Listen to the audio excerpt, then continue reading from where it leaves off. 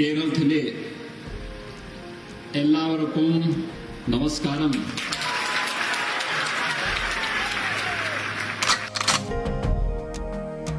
केरल सनातन आस्था की भूमि रही है, लेकिन आजादी के पूर्व से जो षड्यंत्र केरल के खिलाफ प्रारंभ हुए,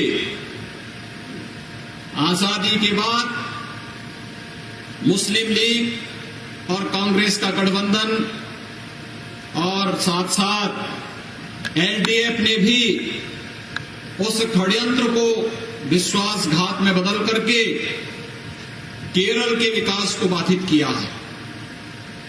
केरल विकास की जिन बुलंदियों को छूना चाहिए था, उससे कहीं न कहीं पिछड़ गया है.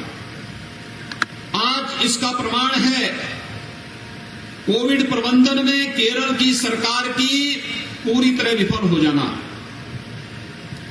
ये इस बात को साबित करता है कि यहां पर पूरी सरकारी मशीनरी हर तरीके से विफल साबित हुई है, क्योंकि चाहे वह यूडीएफ रहा हो, चाहे वह एलडीएफ हो, इन दोनों ने सत्ता में पहुंचकर यहां पर परिवारवाद को जन्म दिया, भ्रष्टाचार को जन्म दिया, अव्यवस्था और अराजकता को जन्म दिया. यही कारण है कि केरल की जनता के हित में, केरल की सनातन संस्कृति के हित में और केरल के युवाओं के भविष्य के हित में यहां पर इन दोनों सरकारों के द्वारा कोई भी कार्य नहीं किया गया. केवल दोनों में आपसी सत्ता के समझौते के तहत 5-5 वर्ष का एग्रीमेंट होता है. 5 वर्ष एलडीएफ, 5 वर्ष यूडीएफ, और इसका खामियाजा भुगतना पड़ता है केरल की जनता को.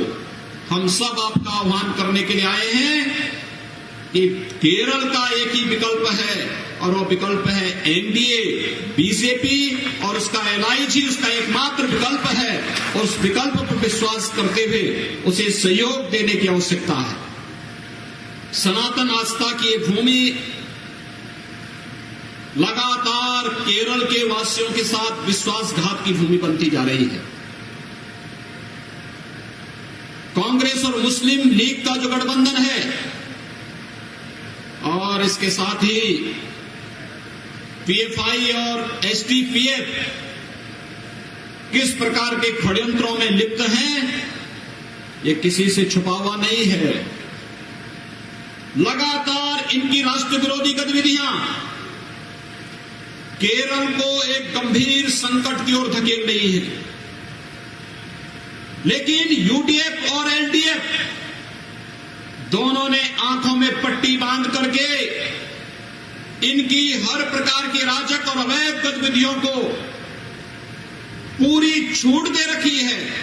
यही कारण है ना यूडीएफ की सरकार और न एलडीएफ की ही सरकार एंटी लव जिहाद का कोई कानून केरल के अंदर बनाने में पूरी तरह विफल नहीं है.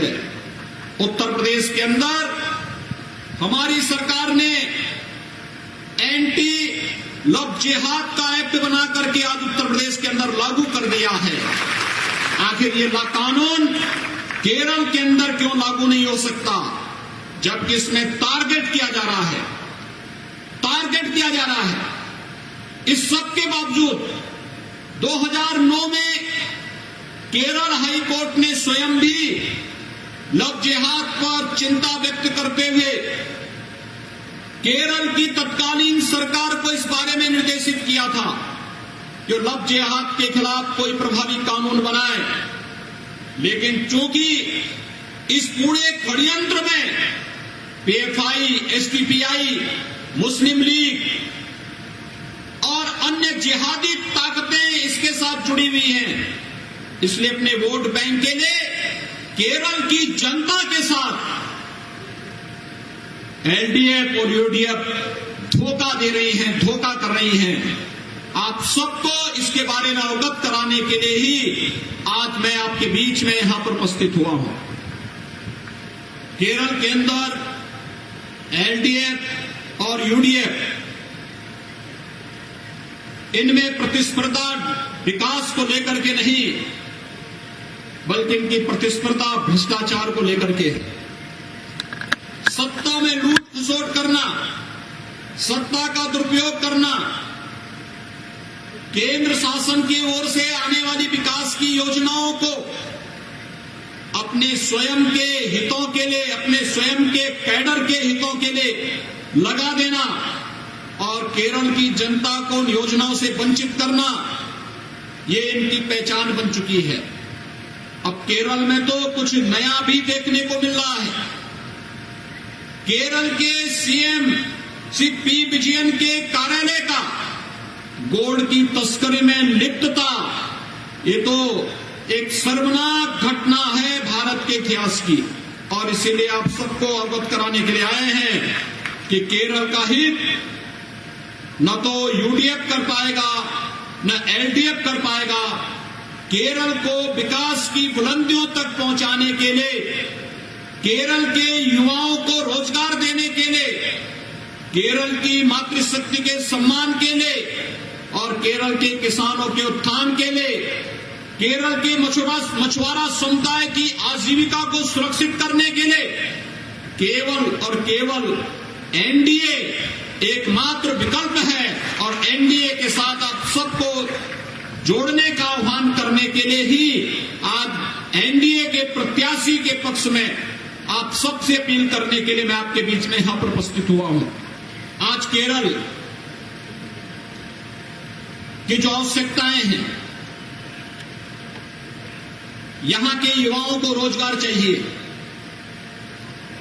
लेकिन केरल की पब्लिक सर्विस कमीशन एलडीएफ सरकार के भ्रष्टाचार का अड्डा बन चुका है। यहां पे नौकरी योग्यता के आधार पर नहीं, बल्कि वह एलडीएफ के कैडर को रोजगार बांटने का एक माध्यम बन गया है। कई केरल के युवाओं को आत्महत्या करने के लिए मजबूर होना पड़ा है। ये चीजें बताती हैं कि भ्रष्टाचार किस कदर तक यहां के युवाओं को डिप्रेशन में डाल रहा है। लेकिन केरल की एलडीएफ सरकार इस ओर से आंखें मूंदी हुई हैं, उसे युवाओं की चिंता नहीं है, उसे केरल में महिलाओं की चिंता नहीं है, उसे केरल में यहां के मछुआरा समुदाय की चिंता नहीं है और उसे केरल के अंदर केरल के किसानों की भी चिंता नहीं है।